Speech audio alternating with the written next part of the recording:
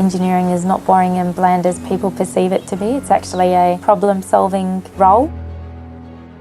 My name is Tasnim Abdelrazak and I am the Network Control Manager at SA Power Networks.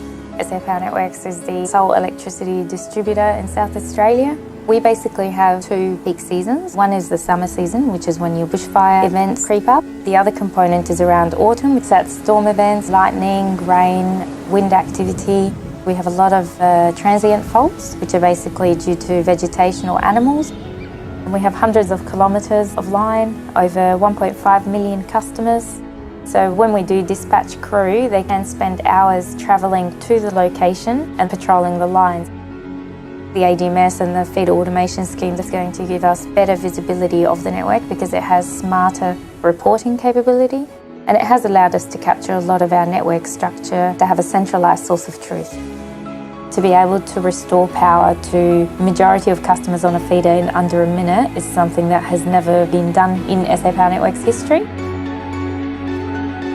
Without Schneider Electric, we probably wouldn't have been able to progress as far as we have and as quickly as we have. It is a very powerful tool. It's a fantastic platform for us just to develop in the future and be the leading edge in the distribution sector.